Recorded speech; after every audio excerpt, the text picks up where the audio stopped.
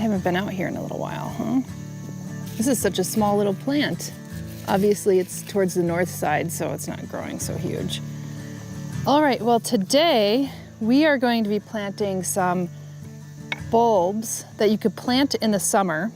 So it's early September right now, we're approaching fall really. But you plant these bulbs in the summer and miraculously they grow up in the fall. They reach their maturity in the fall, which is pretty cool because you probably saw from some of our other episodes, oftentimes we're planting bulbs in the fall and then they come up in the springtime. That's usually typical. Now, there's only a select number of bulbs. Well, these are technically corms if I wanted to be more accurate. But this is our Crocus sativus. So this is not native here. These are highly coveted corms that are from Greece. I believe they're native to Greece. I'm going to show you them. And you could usually get a bunch for a fairly good price. But you may not recognize them, but this is where our saffron comes from. Saffron is, I believe, the most expensive herb in the world, next to vanilla. Vanilla is, I think, the second most. So saffron is the stigma, which is the female part of the flower. So it's that little red thread that comes out. There's also a stamen in there, which is the yellow part. And people will collect the petals and the stamen for dyes, but the stigma is what is collected for the spice. So I figured I would start planting some of these here in the gazebo, and I'll plant the rest down at the meadow house.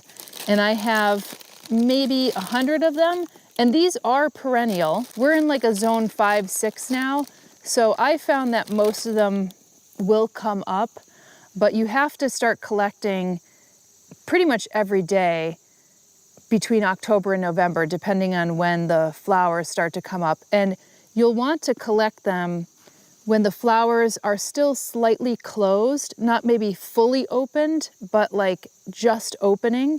So if they're fully closed, you're not going to be able to get to the stigma or the stamen, whatever you're collecting. But if they're kind of just opening to fully opened, then you'll be able to actually collect them a lot easier. Some folks will just pop the head off the flower. So they'll use their thumb and their forefinger and just like pop the head off of the flower and put them in a basket. And, you know, I have like collecting baskets that I'll use to like collect and dry the calendula. But in this case, you pick them, you want to have them not dewy. So you want to have them not necessarily during the height of the sun, but as the dew burns off, so that you're not working with like a wet flowers.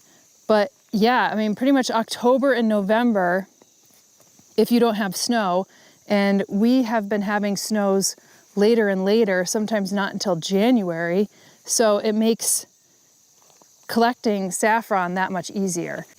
I'm going to mix a little bit of the bulb-tone in. Typically, this corm will have all the nutrients that it needs in order to push out the flower, but this is just to give them a little push. You could put about a teaspoon in the hole, but if I'm planting a bunch of them, what I like to do is just take a handful and just kind of work it into the soil like this. And these crocuses will want, these are probably a little bit of rugulas, probably a little bit of radishes that are just coming up. So I've kind of obliterated those, but this is where I wanted to plant the saffron crocus. And typically you just want to go about 3 inches down. What I like about my hori-hori knife is it has these little notches in it in the back, and that would be approximately 3 inches right there. So what you'd want to do is just bear it like that, and you'll see there's a top to it and there's also a bottom. This one might not be as easy to show you, but you could see that some have roots on the bottom.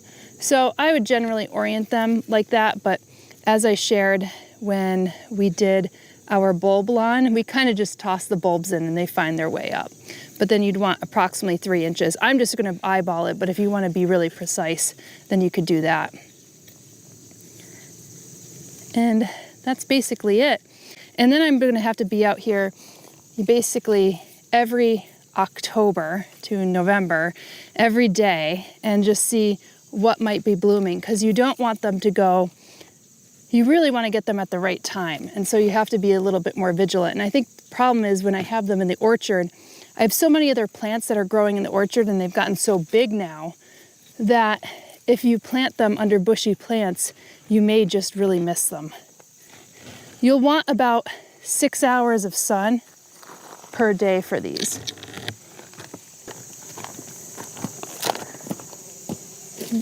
Bees are really busy on the borage over here.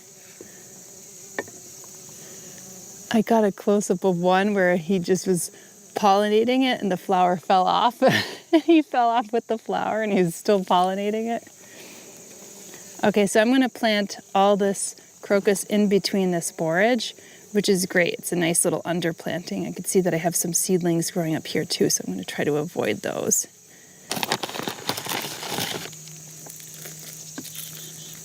Consider that these crocuses are growing in fairly dry areas, so they're not going to need a tremendous amount of water, and if you water them too much, that's why they need a really well-draining soil mix.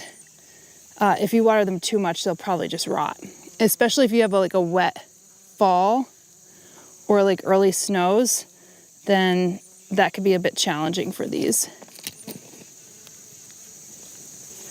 Let's plant over here by this ground cherry. I see some of my calendula coming up here. I think all this is calendula, and here's some ground cherries falling off. Oh, here's another squash. Yeah, this one has been much more prolific, and you can see that this is the south-facing light that comes in. Actually, because this is still so prolific, I'm gonna go over towards the tomatoes and plant the rest of these. And I could use the hori-hori knife, but this soil is so easy to work with. This is part of the Espoma's raised bed mix. So I'm just gonna work this in, this bulb-tone in. And you wanna get them approximately 3 inches from one another.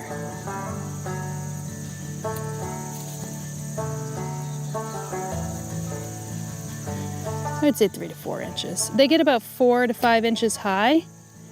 And as I shared, like right when they're starting to bloom and open up, that's a really good time to collect them. Maybe late morning after the dew has blown off. Well, I got some tomatoes too, it looks like. Oh, there's one under here. Definitely some slugs have been eating them.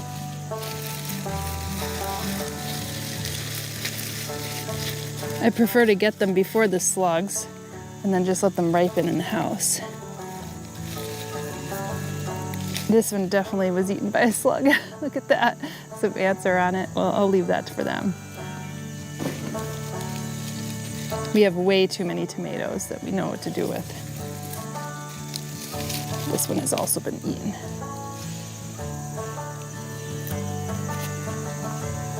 All right, so as our other bulbs come in, we'll start to plant them. I'll probably plant the other half down at the meadow house a little later today. But in the meantime, I'm gonna get all of these squash and tomatoes into our kitchen so that we could process them. I've already made like so much gazpacho this year. It's been great on these hot days. All right, so today we're here down at the meadow home. It's a bit of an overcast day, but that's fine for me. I'm loving these fall days.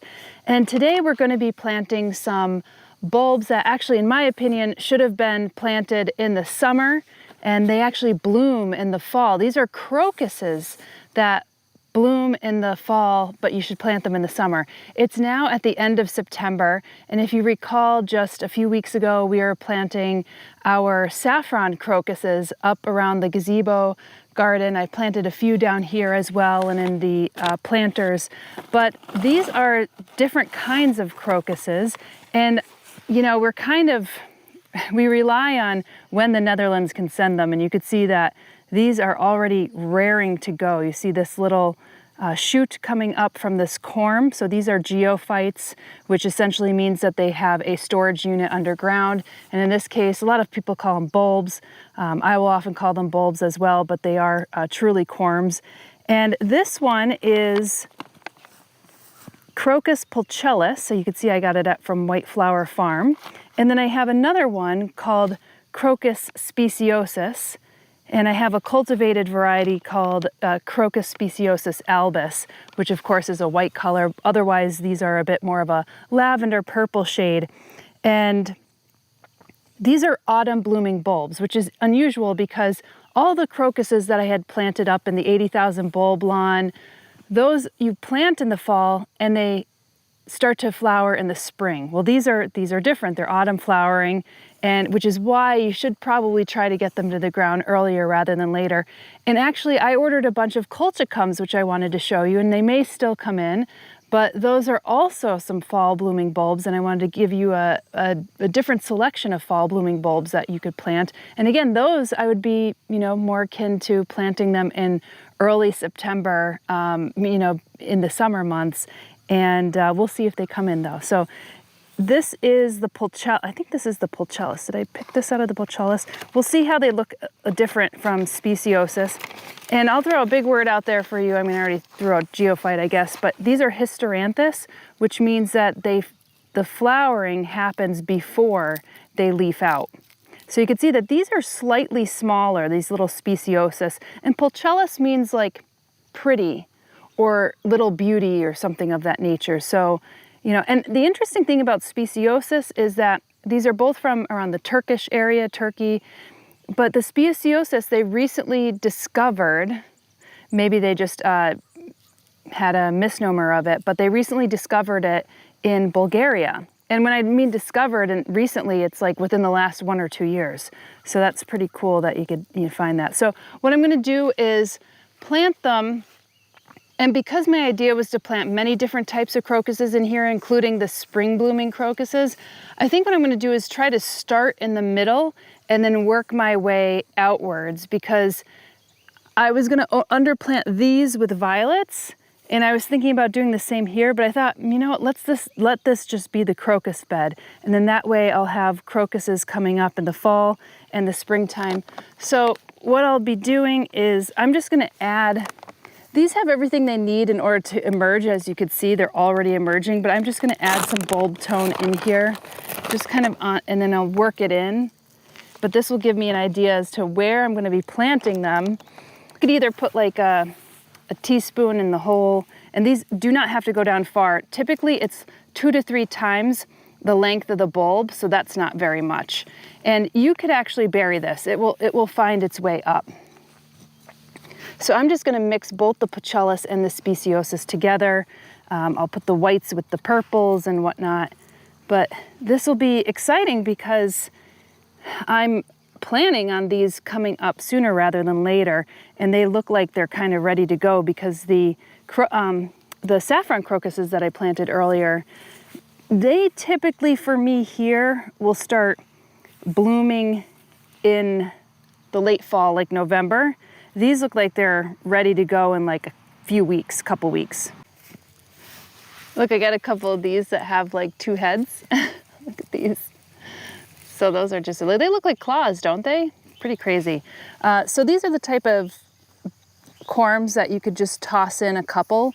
And when we were planting in the 80,000 bulb lawn, they weren't really emerging quite yet, because if you recall, that was like in September, October. I think it was October when we were planting them. So they just weren't ready. They're not gonna come up until spring. But as I shared, these are probably gonna come up in like a week, 2 weeks, 3 weeks is my guess. So I'm just gonna plant them in here, and I might drop 2 in there. These ones with 2 heads, I might as well just do 1 of those. And I'm trying to get them, 2 to 3 inches down. And you'll see, like, sometimes I'll just let their little shoot come up, but that's why I'm planting them in the middle, because I don't want to have to walk into this bed again and then crack off the top of the shoot. And then, So if there's 2, will there be 2 plants coming up? Yeah, there should be 2 plants. And then the way that they will reproduce is that they will produce like viable seed, and they could seed that way, but also what happens is that they start to split. So these corms will become 2 corms, or 3 corms, or 4 corms. So that's probably what's happening here. Eventually this will be multiple corms, and so they spread that way, asexually, and then sexually by creating seeds and cross-pollination and then creating seeds. And this will be great. We'll do the fall ones in here, and then as we get the other crocuses coming in, which should be coming in within the next week, we'll do the spring blooming crocuses, and we could kind of line them along the edges. And I definitely have enough of those to probably fill this entire bed. I wouldn't say I went overboard, but I feel like I just have just enough. We'll be sharing how the gardens and wildscaped areas mature as the seasons progress, so if you enjoy videos like this, be sure to like, subscribe, and hit the notifications button to help us grow and share these videos to more folks. In the meantime, we'll be cracking away at more of the gardens and renovations here at Flock. We'll see you in the next video.